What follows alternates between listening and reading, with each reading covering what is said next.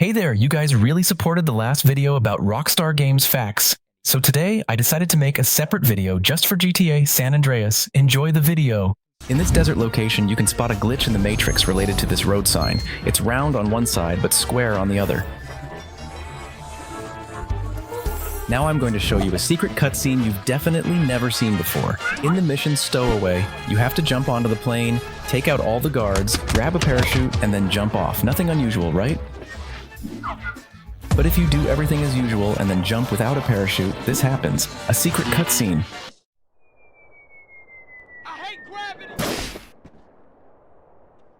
The maximum visible amount of ammo in the game is 9,999 rounds. If you add just one more bullet, the counter disappears completely.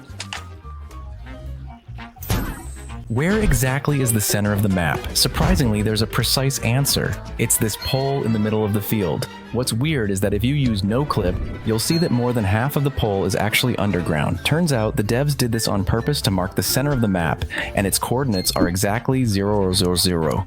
In my least favorite and most boring mission, Snail Trail, there's a really weird bug. See, in this mission, you have to follow a train for about 20 minutes. But if you get ahead of it and enter the tunnel where the target is, this train suddenly spawns. If you turn around and follow it all the way to the station, this happens. And yeah, you could even climb on it.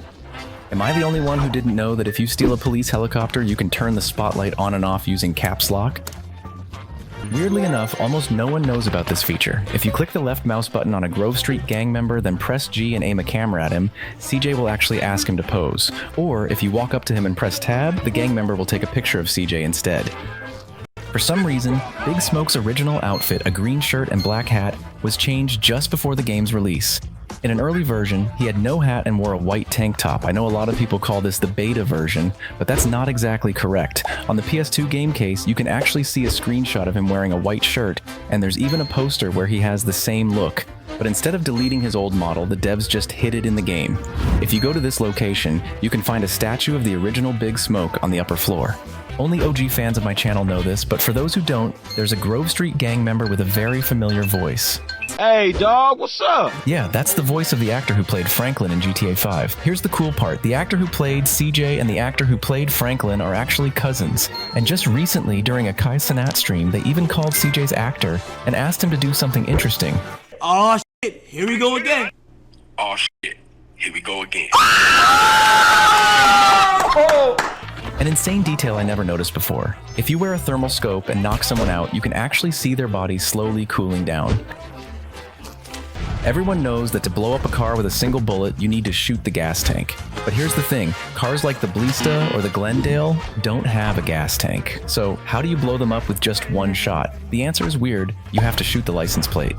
How long does it take to turn CJ from a twig into a tank? I used a fat cheat code to bulk him up and then hit the gym. First, I got on the stationary bike and slowly built up my stamina. Eventually, the fat started to drop, but it got boring, so I switched to the treadmill. Unfortunately, it took forever, and CJ kept falling off, so after 3 in-game days of cycling, he finally lost all the weight.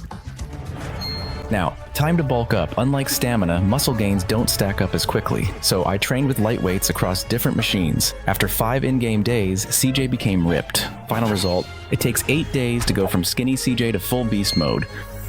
Alright, drop a plus in the comments if you already knew about this glitch. If you get into a car transporter, raise the upper level, and stand in front of an NPC, when they walk into the transporter, you'll both launch straight into the sky. Didn't know that?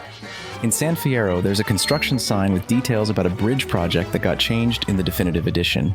The length and height stayed the same, but in the original, the sign said the bridge weighed 1 megabyte, while in the definitive edition, it's now 39 megabytes. The polygons and textures also got an upgrade, and they added a new line saying that 3 babies were born during the bridge's construction. I had no idea about this, but turns out the windsock actually moves when the weather is windy. Back in 2002, there was a flood of GTA clones, and the most successful one was True Crime Streets of LA. Rockstar decided to roast their competition with a billboard near the train station. It features a picture with the text, "Ditch that old piece of junk fast, True Crime Street Cleaner." True Crime didn't stay quiet either. In their next game, they fired back with their own billboard, mocking Rockstar's logo with a play on words that translates to men's thongs. If the police catch you in this area, the officer actually calls CJ by his name. We got you Put 'em now, where I CJ. can see Mr. 'em. Johnson, you are Ah, under arrest. Speaking of the cops, okay, I knew you could lose them by using cheat codes, hiding in a safe house, or repainting your car, but I had no idea you could also get rid of them by simply changing your hairstyle or outfit. I honestly don't know why, but the PS2 version of San Andreas was way better than the PC version. For some reason, a bunch of features got cut. The PS2 version had a cheat code that let you drive on water, just like in Vice City, but it was removed from the PC version. There was a parachute animation on PS2, but on PC it's gone. The cutscenes were more detailed, and that's just the beginning. In the barbershop, you can spot 5 photos on the wall showing members of the Jackson 5. And if you check the dumpsters around Angel Pine, you'll actually find a map of Vice City. Here are 5 developer mistakes you probably didn't know about. In this San Fierro location, there's a shotgun stuck inside the stadium wall, but you can't pick it up. Inside this red house, there's a police star, but again, you can't grab it.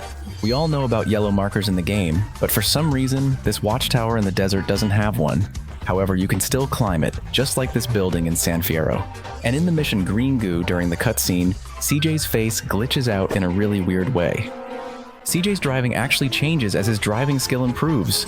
At low skill, he holds the wheel with both hands and turns his head when reversing. At max skill, he uses one hand and just checks the rearview mirror instead of turning his head. Where is GTA San Andreas still popular today? India, Brazil, Russia, the Philippines, Poland. To show you just how big GTA San Andreas is in Brazil, the former Brazilian president Jair Bolsonaro once posted a video on Twitter where he was playing GTA Samp, driving a car with his campaign poster on it to attract young voters. Did you know they cut the ability to customize motorcycles? The feature still exists in the game files, but you can't access it in the game. If you use the GTA Garage mod manager, you can modify bikes like the BF400, just like in GTA 5. The gym dumbbells were supposed to be textured. Originally, the dumbbells in the gym were gold, but only because the developers forgot to add a texture. This mistake was only fixed in the mobile version. For some reason, there's a casino in Las Venturas that doesn't appear on the map, but what's interesting, it has all the games, including billiards. So is there actually a shark in the game or not? The answer is yes, there is. Here's the proof. But to find even one, you'll have to spend 11 in-game days searching. And even then, it's not guaranteed since it has an extremely low spawn rate. Now here's something cool. If you go to the victim store early in the game, you'll notice t-shirts from both J-Lock and Mad Dog. And J-Lock's shirts cost way more than Mad Dog's. Why? Well, at the start of the game, CJ helps steal Mad Dog's rhyme book for J-Lock. Because of this, Mad Dog's popularity takes a huge hit.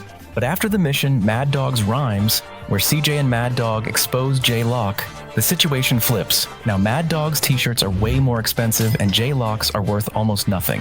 99% of players have never been to these locations. For example, there's a hidden underground garage that most of you, I'm sure, never even knew existed. Same goes for this garage, which is located right here, but barely anyone knows about it. And honestly, there's nothing interesting inside.